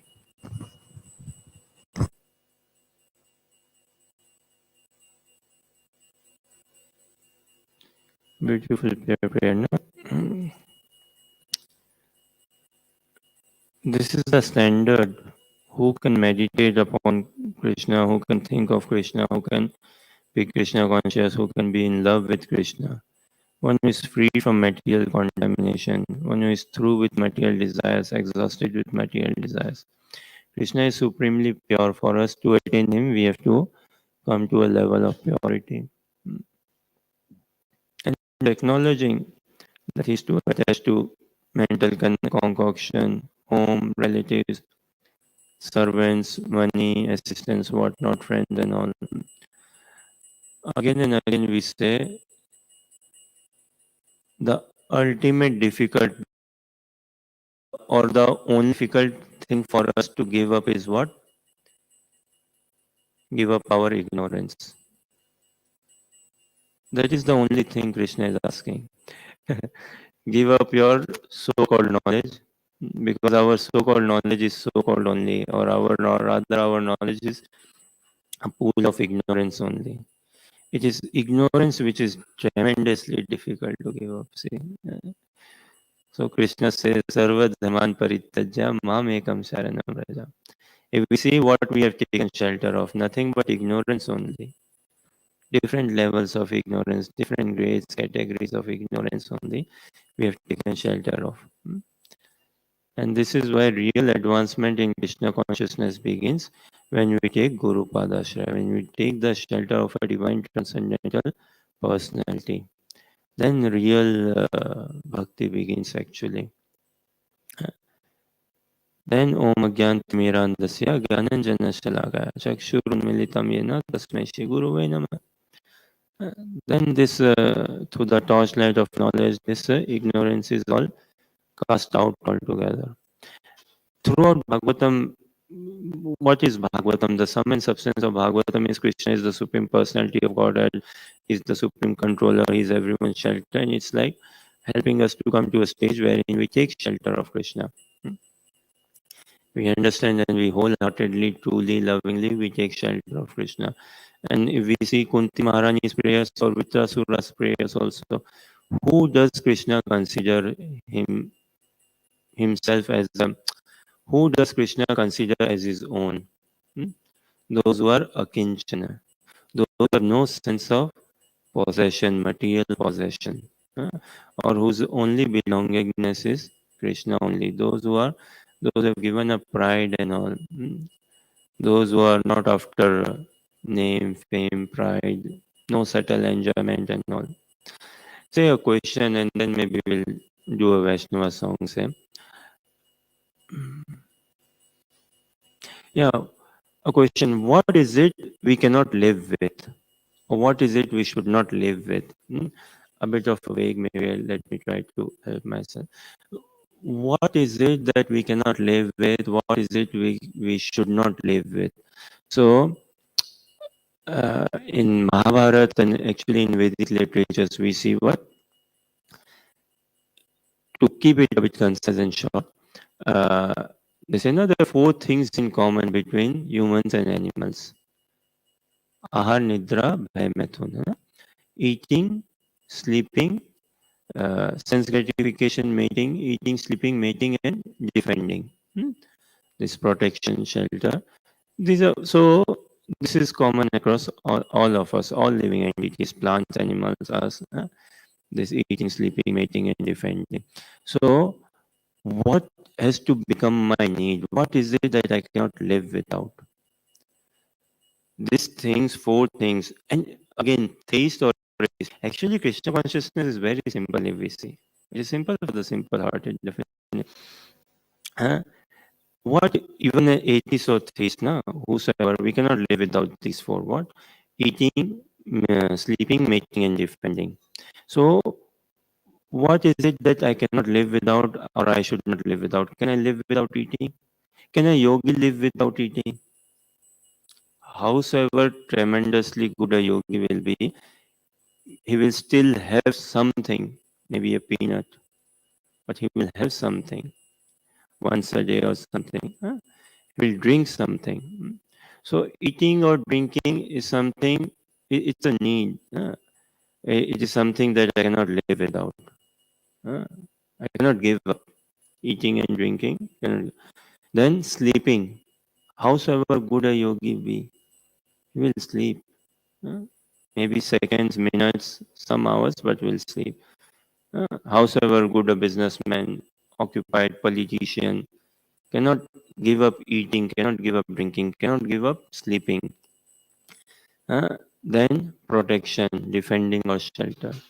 Doesn't matter howsoever big a businessman, politician or yogi, they all need protection, shelter. Na? How good a yogi, still he will like want some protection, shelter from the natural forces, natural calamities or things like that. So, and there's no harm. Fine. Vedic literatures encourage us eat. Vedic literatures encourage us, okay, this sleep, take good rest, and then shelter, protection. But there is one thing which we should give up. We can give up and we should give up. Sense gratification. If we really want to have a appealing senses in Krishna consciousness, as in relish Krishna consciousness, we have to give up material sense gratification. Yes, Alan, you are saying something? Yeah. So,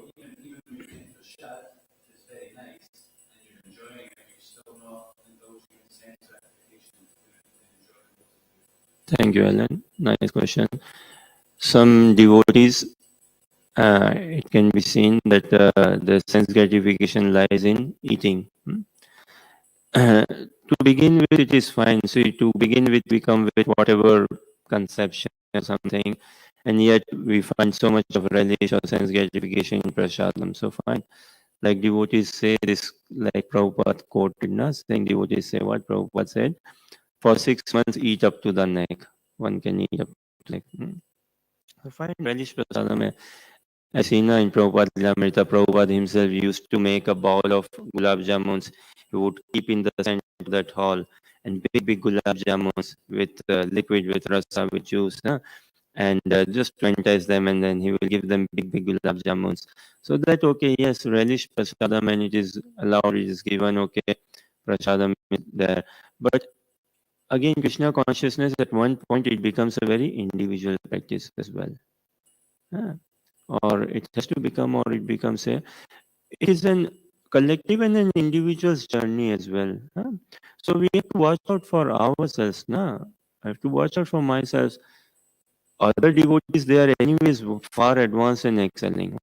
In my particular practice journey and in my particular like pleasing Vaishnavas, a day, a time has to come about in my consciousness, in my practice, that I stop eating prasadam and I start honoring prasadam, or I start relishing prasadam.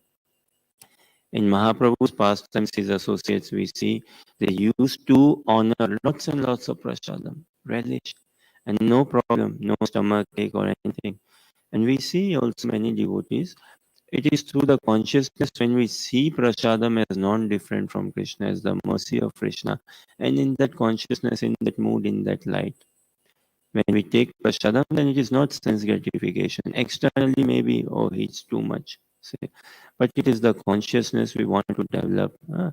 It is the consciousness wherein we see prasadam as prasadam and we honor and relish prasadam. And in our individual journey, yes, the point has to come wherein I give up this eating habit. Eating is not for us. Eating is not for us. Respecting or honoring is for us. Vaishnava means a gentleman, a gentle person. A gentle person doesn't eat. Eat is in the sense, okay, loading it over material nature. That sort of consciousness connotation comes about.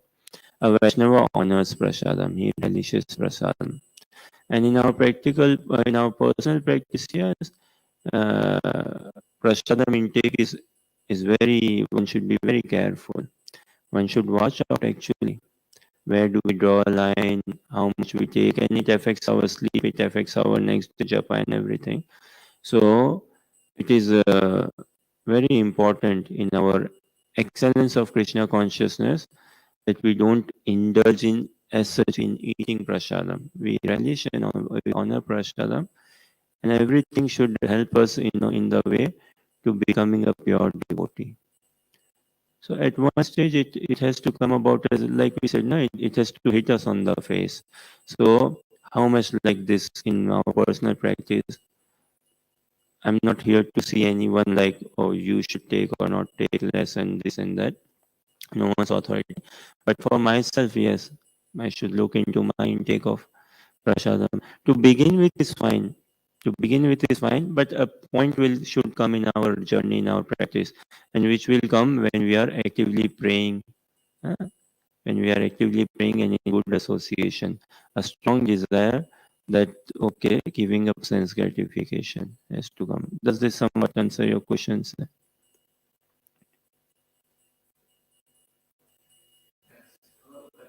You can take the microphone maybe.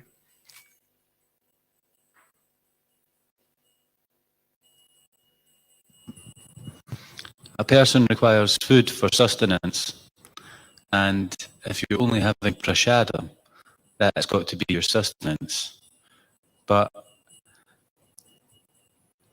apart from it just being for your body and for your spiritual development, if you're relishing the taste, if you're taking like some sort of extra enjoyment from that, could that become an issue for an individual because they may be looking forward to that? It's another thing they're enjoying that's material.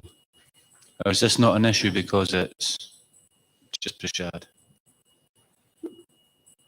It is a subject matter of our consciousness. The residing place of bhakti, where does bhakti reside?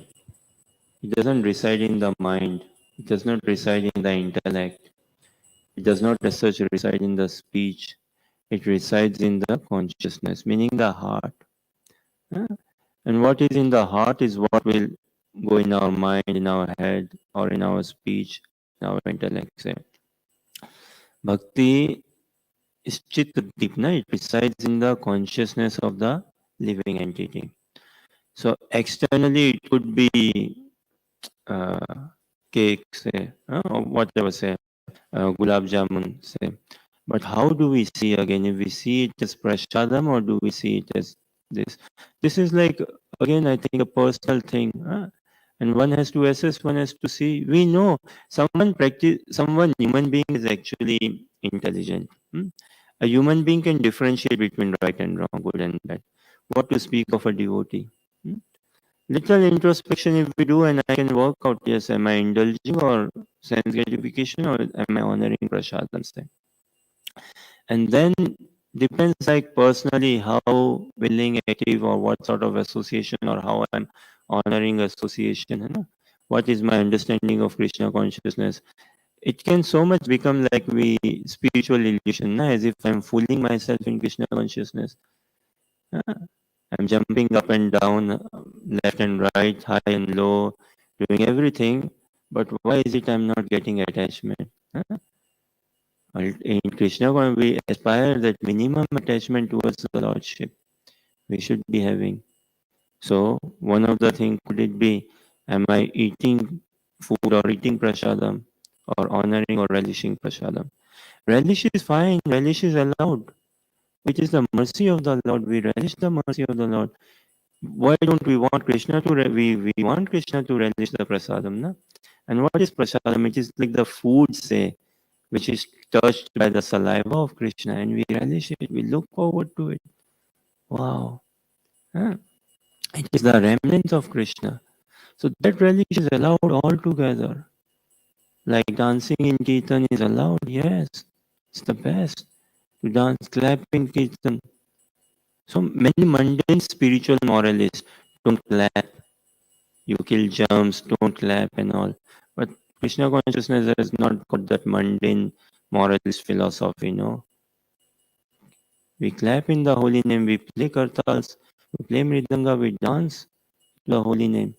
And that ways the whole environment becomes purified. So every bacteria in the environment becomes purified. So when we honor prasadam, so many bacteria, living organisms and all, and becoming purified altogether. So that relishment is allowed. Why? When we see this relishment as a remnant of Krishna, as the mercy of Krishna, and we become Krishna conscious. And a stage has to come in that we don't count how many chapatis do I want, how many this do I want and all. Yeah. It is then a stage has to come about wherein we honor, not honor. It is to go into to really strengthen my remembrance of Krishna. Krishna is easily. What is stopping between me and Krishna? There is no stopping. There is no lock in the spiritual world. We lock the temple sometime or every night actually, but there's no lock in the spiritual world. No, there's no lock. Jivan mukta sa uchyate na. Even living in this world, we can experience transcendence. We can attain and we have to experience. Before attaining that run, we have to experience transcendence in this run. If we don't experience in this run, we can never make it to that run. So it depends on one's individual's consciousness level. How do we see prasadam? What is our understanding of prasadam? If we see it as the mercy of the Lord, then we want to dive into that mercy. We want to hold on to that mercy. We want to relish that mercy. Why not? But that relish, it's a fine line or a thick line. Am I relishing or in the name of prasadam, am I doing sense gratification, some material sense gratification? Even if one is doing, still it is good. Even though, but still he's taking Krishna prasadam. The purification could be on a slow track. But we cannot say that he's not getting purified or he's not on the way to Krishna. Just could be on a slow track. Now, everything is open. Books are there. Everything is there. It comes more to an individual person's practice and all. If we want to keep ourselves in a slow track or on a fast track. Does this somewhat answer your question, Anand? So we are a bit short of time. I think we did till text. Any other questions, comments, or maybe we sing a short Vaishnava song and see, we'll continue. We can try maybe Bhaja Gauranga, Kaha Gauranga. Kishi Gauranga, Mayapur Sashi ki. Bhaja Gauranga, Kaha Gauranga. Leh Gaurange Naam Re Bhaja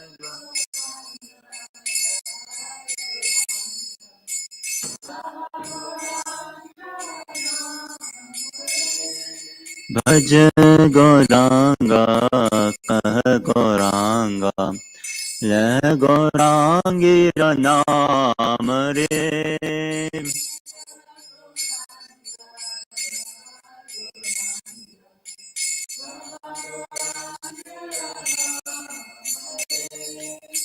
जय जना गौरांग भजे से हो अमर प्राण रे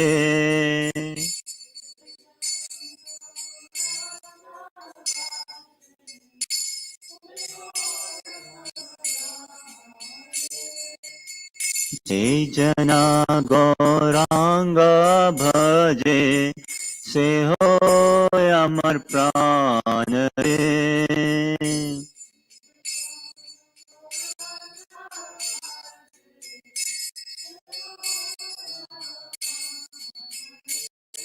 भज गौरांगा कह गौरांगा लह गौरांगेर नाम रे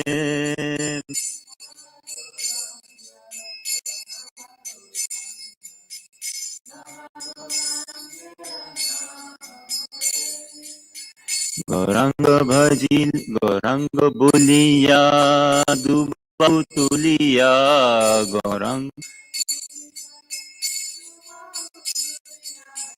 नाचिया नाचिया बेड़ाओ रे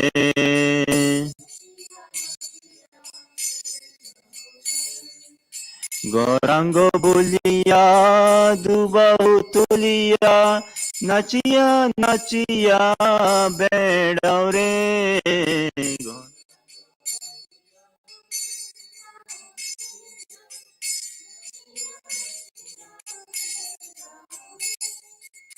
भज गौरांगा कह गौरांगा लह गौरांगेर नाम रे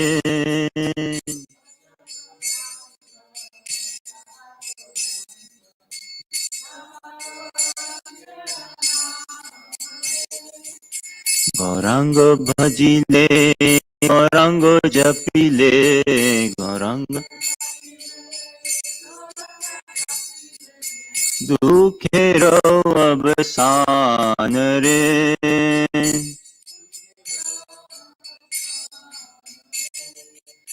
गौरांग भजिले गौरांग जपिले दुखेरो अवसान रे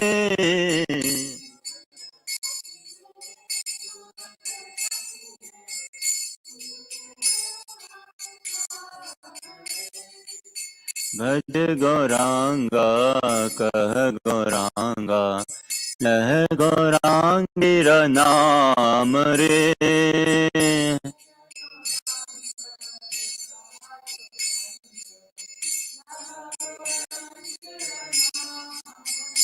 हरे Krishna Krishna Krishna Hare Hare Hare Ram Ram Ram Hare Hare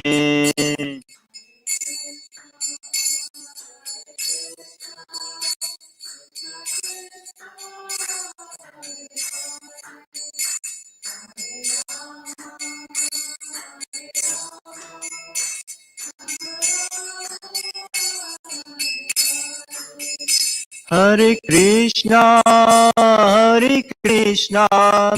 Krishna Krishna Hare Hare Hare Ram Ram Ram Hare Hare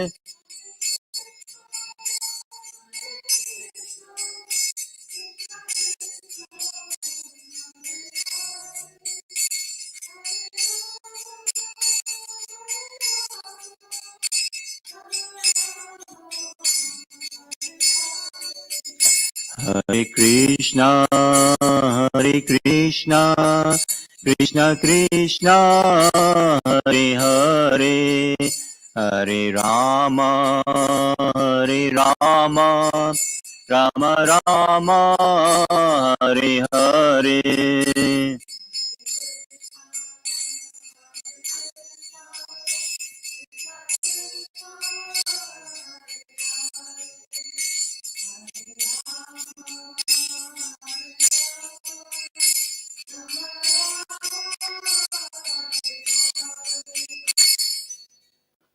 Shri Gaurantaya Bhagwan ki. So Ellen, read the translation. It says what? Uh, yes.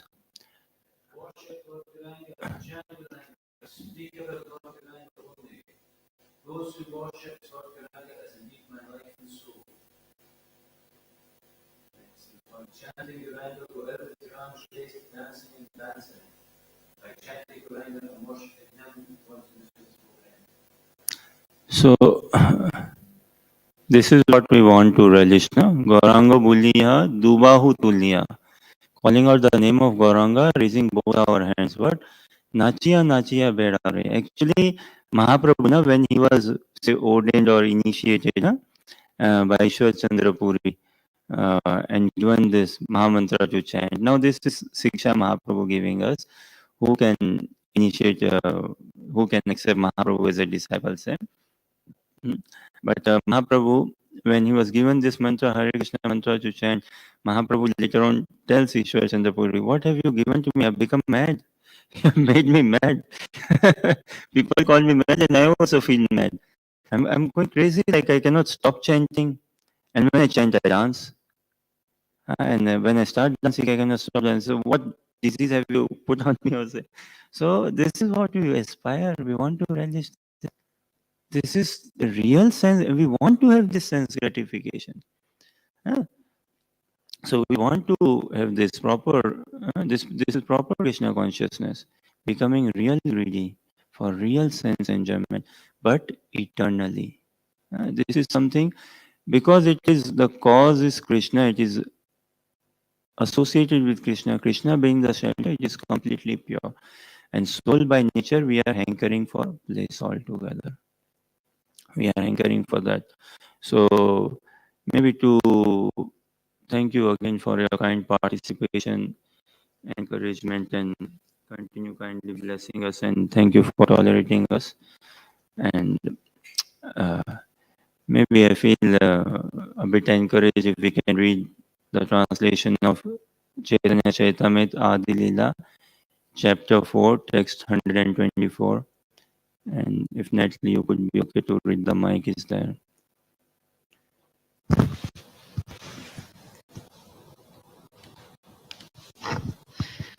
The love of Radhika is my teacher, and I am her dancing pupil. Her prema makes me dance various novel dances. Various novel dances. So we want to dance, and yeah, all of that.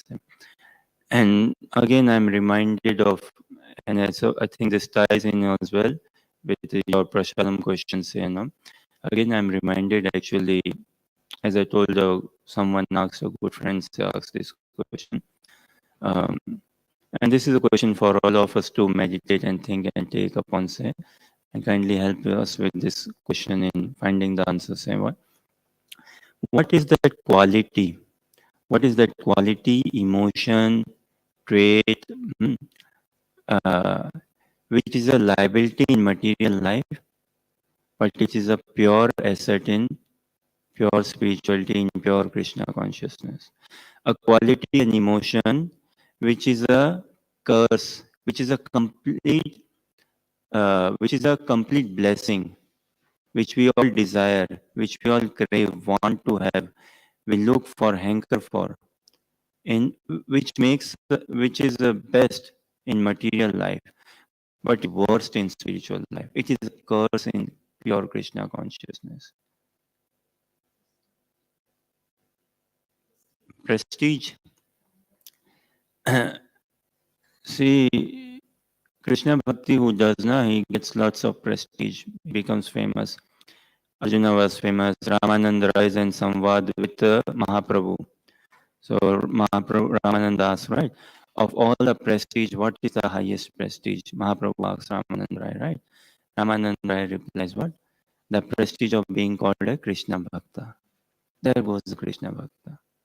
So there is good scope, there is very much prestige is allowed for in Krishna consciousness. It's just not that we go for that prestige and no. Our desire is to please the Lord, but there is scope for prestige. Prestige will come. Krishna will give us this prestige. But that quality, we wouldn't want it, Krishna cannot give it also. A quality, an emotion, a trait, which we desire. It doesn't matter atheist or theist. Krishna consciousness is non-sectarian. It is beyond atheism and theism.